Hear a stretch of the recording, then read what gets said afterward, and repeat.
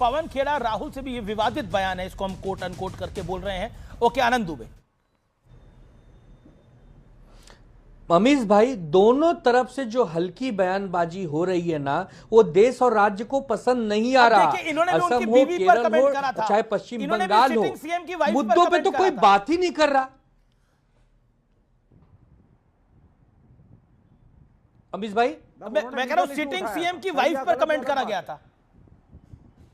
मैं वही कह रहा हूं, वहां से कुछ कमेंट हो रहा है तो यहां से कुछ कमेंट हो रहा है, लेकिन आप ये तो बताइए कि मुद्दे कहां छूट गए। अरे मुद्दे तो गए, मैं कह रहा हूं क्या राज्य को आगे ओपिनियन पोल आए हैं, उसमें आसाम भी कांग्रेस हारती हुई दिख रही है और केरल में टफ फाइट होती हुई दिख रही है, बंगाल में भी बीजेपी की स्थिति मजबूत होती हुई दिख रही है। नतीजे, मैं वही कह रहा हूं कि 4 मई को नतीजे आ जाएंगे, दूध का दूध पानी का पानी हो जाएगा, लेकिन उसके पहले हमारे नाग देवता को सर्प की तरह कुचल देंगे। तुम नमाज छोड़ के, का क्या हो रहा है? नमाज छोड़ेगा, नमाज तो ईश्वर की इबादत करेगा, क्या हो रहा है? क्यों छोड़े? और सर्प को मारा नहीं जाता, जंगल में छोड़ा जाता है रेस्क्यू करके, सर्प मित्रों को बुलाया जाता है, और सर्प ऐसे नहीं काटते किसी को, सर्प ऐसे ही घर घर में नहीं घुस जाते हैं। जब उनको छेड़ोगे तब वो आपको काटेंगे, तो उनको प्रणाम करो, वो बगल से निकल जाएंगे। लेकिन ये सब इतनी खिचड़ी वाली राजनीति, ये बहुत गंदी राजनीति है, इसका बहिष्कार होना चाहिए। देखिए ये सब देखिए, सांप को मारा भी जाता है, सांप की पूजा भी होती है, समय के अनुसार स्थान के अनुसार दोनों होते हैं। जहां वासुकी शेषनाग पूजा होती है उनकी, वहीं पे कोई जहरीला सांप मिलता है तो लोग लाठी से मारते हैं, यह भी एक सच्चाई है। तो यहाँ पे ये क्या ड्रामा मचा रखा है? आप कह क्या रहे हैं दुबे साहब? इतने वरिष्ठ हैं आप, इतना सम्मान है आपका, खड़े होकर के बोलिए ना, ये आरएसएस बीजेपी की नीति गलत है। लाठी लेके सुबह जो ट्रेनिंग करा आरएसएस और बीजेपी क्या है? किसको मारने के लिए चुनाव? मतलब आप कह रहे हैं कि आरएसएस और, एक मिनट मुझे बोलने दीजिए, मतलब विवेक भाई आप ये कह रहे हैं कि आरएसएस और बीजेपी सांप है, उनका फन कुचल दो, उनको मार डालो। अगर इतनी छोटी सोच है आपकी, हमारे देश के कोई भी राजनीतिक दल सांप नहीं है। कुछ लोग जरूर सांप होते हैं, कुछ लोग जरूर आस्तीन के सांप होते हैं कि जिस थाली में बैठते उसी में छेद कर देते हैं, वो कुछ लोग होते हैं, सब नहीं। आप सभी को उसमें मत जोड़िए। अगर 20 करोड़ बीजेपी के वोटर हैं तो क्या सब सांप है? 10 करोड़ बीजेपी के कार्यकर्ता के सब सांप है? बीजेपी ज्वाइन कर लीजिए, आपको ज्यादा अच्छी लगती है तो, हम तो नहीं करेंगे। नहीं, देखिए यहाँ बीजेपी कांग्रेस का प्रश्न नहीं है, यहाँ बीजेपी कांग्रेस का प्रश्न नहीं है। मल्लिकार्जुन आप तर्क पे बात करिए। हिंदी की समझ इतनी नहीं है जितनी आपको और तो दक्षिण भारत से तो हमारे देवी देवता, हमारे रामेश्वर भगवान, तो दक्षिण भारत में हमारे सबसे ज्यादा मंदिर दक्षिण भारत में नहीं, पर गुजरातियों को हर चीज विवेक करिए, गुजरातियों को अनपढ़ बताया जा रहा है। विवेक अगर भारत गुजरातियों को अनपढ़ बताया जा रहा है तो गलत। मैं आपसे सवाल पूछता हूँ, विक्रम साराभाई जी गुजरात से थे, क्या अनपढ़ थे? जी। महात्मा गांधी अनपढ़ थे? अरे सर, सरदार वल्लभ भाई पटेल अनपढ़ थे? जवाब दीजिए इन तमाम सवालों का। लाल कृष्ण आडवाणी गुजरात से आते हैं, अनपढ़ थे? बहुत अच्छा सवाल किया आपने। नरेंद्र मोदी अनपढ़ हैं? ये सब आप मतलब आप सोचिए कितने बड़े बड़े नेता हैं ये, और कितने बड़े साइंटिस्ट थे। नहीं, मेरे दो objection. Answer my question Vivek ji, with all due respect, आप एक सीनियर लीडर हैं अपनी पार्टी के, मेरे प्रश्न का जवाब दीजिए। आप सुन लीजिए सर, अगर एक राज्य में सिर्फ धर्म के आधार पर वोटिंग होती है और सरकार चुनी जाती है सेकुलर सोशलिस्ट कॉन्स्टिट्यूशन के विरोध, तो महाराष्ट्र में भी नहीं चुने गए आप, तो वहां पे जाहिल हैं। हरियाणा में भी 3 बारी से नहीं चुने गए, मध्य प्रदेश में भी 5 बारी से नहीं चुने गए। प्रोग्रेसिव अलायंस को आप दीजिए वोट, प्रोग्रेसिव अलायंस को वोट नहीं देते हैं। यहां कोई मुझे बताए कि आरएसएस के अंदर सुबह सुबह लाठी उठा के क्यों घूमते हैं लोग पार्कों में? अमीश भाई, कौन है? बड़ी खबर, मल्लिकार्जुन खड़गे के खिलाफ असम में बकायदा शिकायत दर्ज कर दी गई है। उनके ने विवादित बयान दिया था उस विषय को लेकर। मल्लिकार्जुन खड़गे बीजेपी और आरएसएस को जहरीला सांप कहा था, उस विषय में बकायदा शिकायत दर्ज कर दी गई है। इलेक्शन कमीशन में पूरा मामला जाएगा।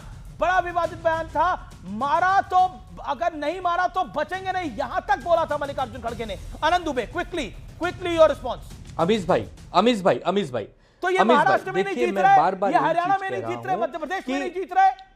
नहीं क्या नहीं, करेंगे? नहीं नहीं नहीं वहां के लोग उत्तर अनपढ़ हैं। प्रदेश में 40 साल से उत्तर प्रदेश में 40 साल से कांग्रेस Yes! नहीं जीत रही, लेकिन बसपा जीत जाती है, समाजवादी जीत जाती है। अच्छा करिए तो जीतेंगे, ऐसा नहीं कि बीजेपी अमर है। अरे बिहार में तो अगर बीजेपी हारती भी है तो बीजेपी जीतती भी है, लेकिन कांग्रेस क्यों नहीं जीत रही है? पश्चिम बंगाल में पिछले कई वर्षों से कांग्रेस की सरकार नहीं है, लेकिन वहां टीएमसी दीदी जीत रही है। 45 साल मत से। बोलिए कि जीतने हारने से आपका व्यवहार बनेगा। आपका व्यवहार बनेगा आपके चरित्र से, आपके कैरेक्टर से, आपकी सोच से, आपकी बुद्धिमत्ता से।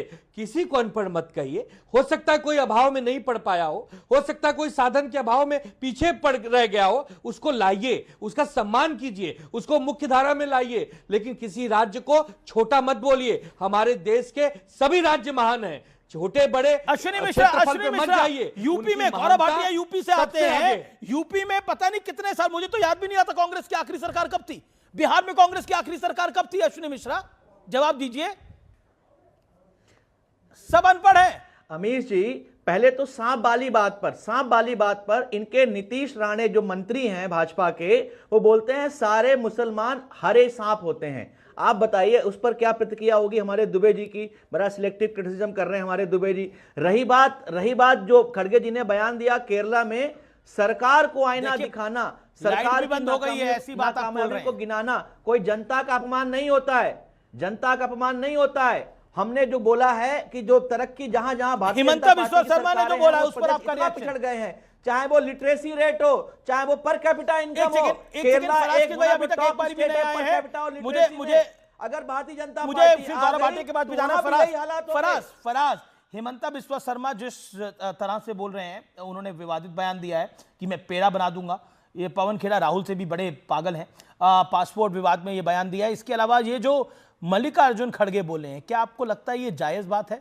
बीजेपी और आरएसएस आपकी विरोधी हो सकती हैं, लेकिन वो सांप हैं, उन्हें आप तो एक प्रैक्टिसिंग मुसलमान हैं, नमाज छोड़ के सांप को मारिए और बीजेपी और आरएसएस सांप के समान है। क्या आपको लगता है it will go down well?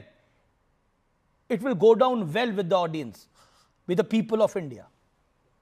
देश के लोगों के साथ क्या ये अच्छा होगा? उनको अच्छा महसूस होगा ये सुनकर? 18 करोड़ कार्यकर्ता है भारतीय जनता पार्टी के, किस किस को मारिएगा? अमीर जी एक बहुत बड़े मुस्लिम धर्मगुरु थे, गौरव भाई उनको जानते होंगे, उनका नाम कल्बे सादिक साहब था। ये शायद उनका बयान है। उन्होंने कहा था कि अगर आप नमाज पढ़ रहे हो और अगर कोई हिंदू भाई सामने से जा रहा हो और आपको खतरा ये लगे कि ये सांप उसको काट लेगा, तो आप अपनी नमाज तोड़ना मुसलमानों के लिए बहुत बड़ी बात मानी जाती है। मना है कि नमाज आपको नहीं तोड़नी, चाहे छत क्यों ना आपके सर पे गिर जाए, तो आप उस सांप को मार दीजिए अपने हिंदू भाई को बचाने के लिए। तो मुझे लगता है कि ये वहां से कुछ शुरुआत हुई होगी। अभी जैसे हमारे कांग्रेस के भाई, उन्होंने बिल्कुल सही बात बोली। इन्होंने बोला कि नीतीश राणे जी ने जो कहा था कि सभी इस देश के 30 करोड़ मुसलमान हरे सांप हैं और इनको मस्जिदों में घुस घुस के मारेंगे। आगे ये बोलते हैं कि किसी भी हरे सांप को दूध ना पिलाएं, और अगर अपनी ये दुकान लगाने आते हैं तो दुकान सहित इनको उखाड़ करके फेंक दें। और चिंता मत करिए, हम मंत्रालय में बैठे हुए हैं, हम किसी दूसरे धर्म के आदमी को सहन नहीं करेंगे। जल्दी से आप अपनी रिसर्च टीम से बोलिए, आपको ये पूरा बयान निकाल करके दे देगी। दूसरा मैं बयान सुनाता हूं। नीतीश राणे ने अगर गलत बयान दिया तो आप माननीय फराज के वही कह रहे हैं कि मल्लिकार्जुन खड़गे को भी गलत बयान देना अलाउड है। You trying to say that. मैं उस पे आ रहा हूं। नहीं, ये देखिए, यही मैंने गौरव भाटिया को भी बात बोली थी। अगर आप दूसरे की तरफ एक उंगली करते हैं ना, 4 आपकी तरफ होती है, आपकी तरफ तो 5 की 5 हो रही है। आप कह रहे हैं कि एक स्टेट का मंत्री अगर ये बयान दे रहा है तो मल्लिकार्जुन खड़गे भी इस तरह के घटिया बयान देगा। मतलब आप मल्लिकार्जुन खड़गे को डिफेंड कर रहे हैं या आप मल्लिकार्जुन खड़गे को एक्सपोज कर रहे हैं? आप उनके साथ हैं या उनके खिलाफ है, ये निर्णय कर दिया आपने। तो उनको एक्सपोज कर दिया पूरी तरह। आपने बोला नीतीश राणे ने भी ऐसा बयान दिया, तो मल्लिकार्जुन खड़गे ने बोला, तो क्या बड़ी बात है? अरे सर सुनिए, तो आप तो मुझे बोलने ही नहीं दे रहे। मैंने 2 लाइनें बोली हैं खाली। शुभेंदु अधिकारी जी ने कहा था कि भारतीय जनता पार्टी अगर सत्ता में आई और कोई मुस्लिम विधायक चुनाव जीत गया तो उसको हम विधानसभा से बाहर फेंक देंगे। ये फेहरिस्त बहुत लंबी है।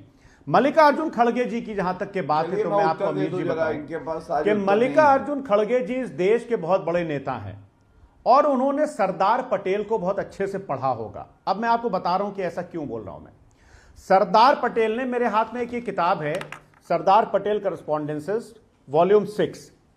सरदार पटेल ने श्यामा प्रसाद मुखर्जी को एक चिट्ठी लिखी थी 18 जुलाई 1948 को। इस किताब के पेज नंबर 323 पर लिखा हुआ है जी।